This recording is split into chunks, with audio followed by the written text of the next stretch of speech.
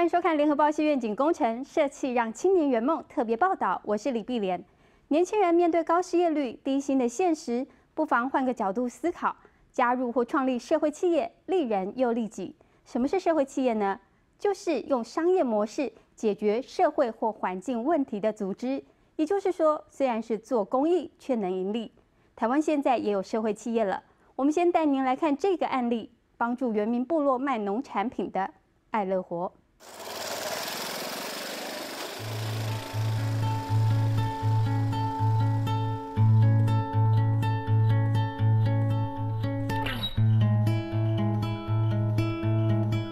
桃园复兴乡北横公路上的比亚外部落16户居民全靠种植有机作物为生，从枇杷、五月桃到蔬菜全都种，但是辛苦栽培出来的作物却得长期忍受中盘商不平等剥削，让他们真正赚到的少得可怜。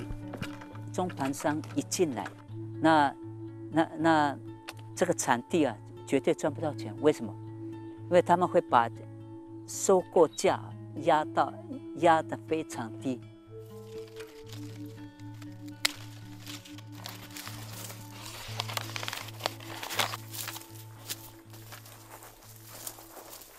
多数部落居民没车再送作物，被迫把自己的心血低价贱卖，价钱有多低？举个例子，一斤枇杷如果能卖200元，中盘商就能从中拿140到150元，到农民手上的只有市价1/4。再加上种植方法从传统的撒农药转为有机栽培后，成本增加，拉高售价，一开始市场接受度低，前景堪虑。所幸6年前，友好长老遇到一群热心青年，愿意帮助他们。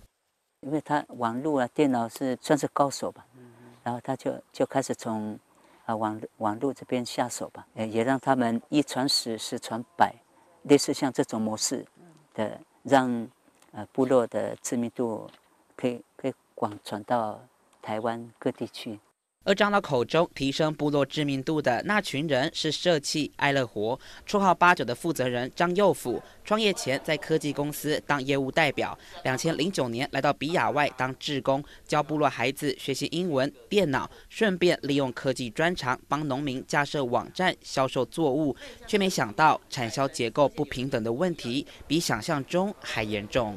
当他用有机的栽种的时候，其实外面的收购成本比他成本还要高。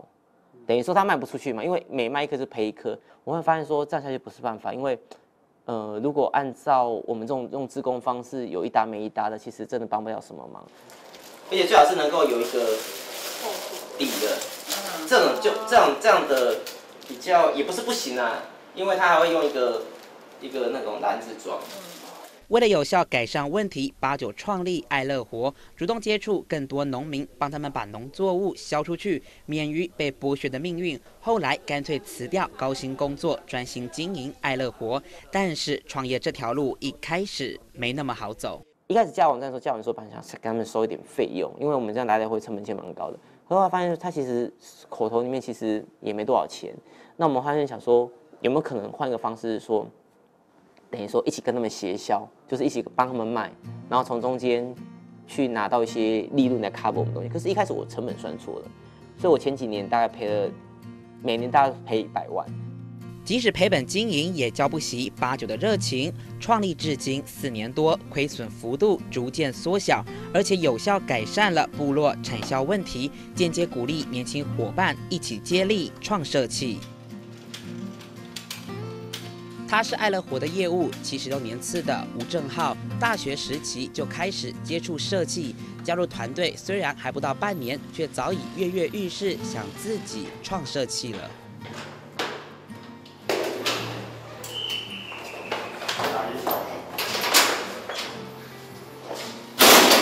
不好意思，这是你订的枇杷啊。顶着大太阳，挨家挨户送枇杷，生怕一个耽搁会坏了枇杷品质。我觉得像有社企流这样子一个倡议平台出来以后，才有更多国外的案例出现，以及更多台湾可能一些像我们一样的就是大学生或是刚入社会的年轻人，有这样子的一个憧憬跟使命，说好，那我也希望说我可以成为这样的社会企的一份子。然后台湾农业展也有，就是真的吗？我没看到，一下被洗掉了。想创社企的还有他，75年次从加拿大留学归国的杨雅俊，曾亲眼看过大学老师将科技结合社企，帮助印度居民改善贫困现况。回国后加入爱乐活，等待一展身手的机会。在实习啊，还是工作的时候，其实是进到比较一般的公司，那就觉得一直好像有什么缺口，然后刚好又了解到社会企业，所以回来的时候就想说，我想要尝试一下。顶着人人称羡的高学历背景，2位7年级生不计较辛劳和待遇，会加入团队，全凭着一股对设计的兴趣和热情。他们的设计还在萌芽阶段，但爱乐活其实已经成功孵育了5个社会企业，成果丰硕，连89自己都觉得意外。我觉得我只是抛砖引玉，我希望我这块砖能够引出一些玉来投入社会企业，是希望有责任的一个工具公司。说我希望能够提供你掏到金你也拿到，但是我希望你拿到的时候分农有一点，或是 NG 能够帮忙一点，那变得更好。姑姑，我来我要去拿阿忠的篮子。即便目前亏损，89也要当个社企领头羊，咬紧牙关走下去。因为他始终认为，创业本来就不可能一帆风顺，多走的冤枉路就当作是一次又一次的学习机会。现在总算做出点成绩，他甚至还考虑要暂停公司其他的电脑资讯业务，凭全力帮助农友。可是我记得他们那边有1200斤的订单哦，所以他们还有美雅仪的。这家大姐那边。每年4月的收成期，89都会亲自开车上山再琵琶，一个星期要来回台北、桃园好几趟。虽然成本高又耗体力，但他乐此不疲。下一步还打算要扩大合作的农友到新竹坚石和后山花莲。一旦把市场做大，成本自然而然就能慢慢回收了。我们是希望说，我们是抛砖引玉，就是说，就算有一天我们死掉了，我们失败了，我觉得我也不会觉得后悔了，因为我觉得我们曾经打过美好的一仗。